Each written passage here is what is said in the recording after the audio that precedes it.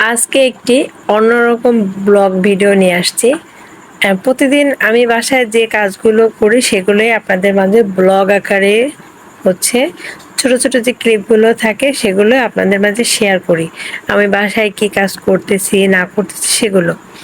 আজকে আমি আপনাদের মাঝে কিছু কথা বলবো, তারপরে হচ্ছে আমি একটা জিনিস করে দেখাবো।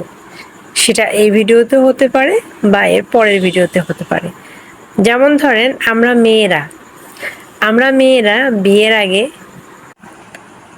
বিয়ের আগে মনে করেন যে আমাদের নিজেদের সৌন্দর্য ধরে রাখার জন্য, নিজেদেরকে সুন্দর লাগার জন্য এমন কিছু নাই যে যেটা করি না।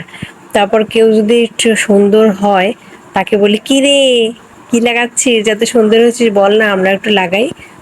মনে করেন যে কোথায় কোন নিম পাতা, হলুদ, তারপরে হচ্ছে গোলাপের পাপড়ি, এগুলো দিয়ে ফেস প্যাক বানানো, ডাল বেটে কষ্ট করে নিম পাতা দিয়ে ফেস প্যাক বানাই আমরা, লাগাই কিসের জন্য? যে আমাদের ত্বকটা যেন সুন্দর হয়, আমাদের দেখতে যেন সুন্দর লাগে। কিন্তু এই জিনিসটাই আমরা বিয়ের পরে আর কেউই করি না। বিয়ের পরে সন্তান হওয়ার পর্যন্ত যাও একটু করি, সন্তান হয়ে গেলে তো কোনো কথাই নেই, মানে এগুলোর ধারে কাছেও আমরা যাই না। কিন্তু এটা আদৌ কি করা ঠিক?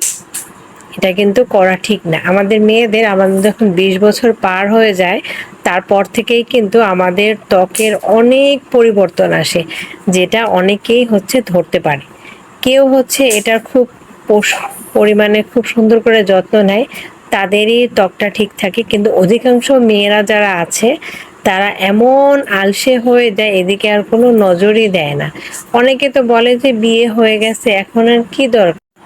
কিন্তু আমরা বিয়ের পরে যে কাজটা করি এটা কি করা ঠিক? কখনোই না। কারণ আমাদের হাজবেন্ড সারাদিন বাইরে কাজ করে, সে যখন বাসায় ফিরে তো সে অবশ্যই তখন চায় যে তার ঘরে যে তার ওয়াইফটি আছে সে যেন খুব সুন্দর পরিপাটি হয়ে গুছিয়ে থাকে, তাকে দেখেই যেন তার মন ভরে যায়। কিন্তু আমরা এটা কখনোই করি না। আমরা বিয়ের পরে আরো কাজের মহিলা যেভাবে থাকে তার থেকে অনেক খারাপভাবে থাকি, এবং হাজবেন্ডের সামনে নোংরা কাপড় চোপড়, এগুলো খারাপ জিনিসগুলো এগুলো পরে থাকে। কিন্তু কখনোই আমাদের এরকম করা ঠিক না। এটা কিন্তু হাদিসেও আছে যে বাসায় যখন স্বামী ফিরবে তখন স্বামীর সামনে স্ত্রীকে অবশ্যই পরিপাটি হয়ে থাকতে হবে, যেন হাজবেন্ডের মন মানসিকতা তার স্ত্রীকে দেখেই ভালো হয়ে যায়। সে যে সারাদিন অনেক ক্লান্ত হয়ে কাজ করছে, তার স্ত্রীকে দেখে যেন তার সকল ক্লান্তি দূর হয়ে যায়। এর জন্য মেয়েদের উচিত বিয়ের পরে আরো বেশি নিজের ত্বকের এবং নিজের যত্ন নেওয়া, যেন তার হাজবেন্ড তাকে দেখে একটা মানসিক শান্তি পায়।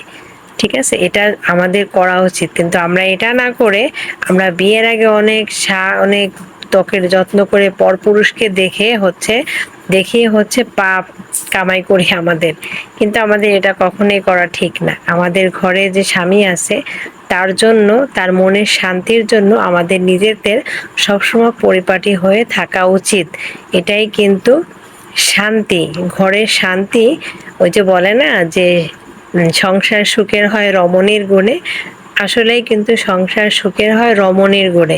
এখন আপনারা অনেকে বলবেন যে হ্যাঁ, পরিপাটি হয়ে তো শিশিরও ছিল, তাহলে সাকিব কেন আরেক জায়গায় গেল?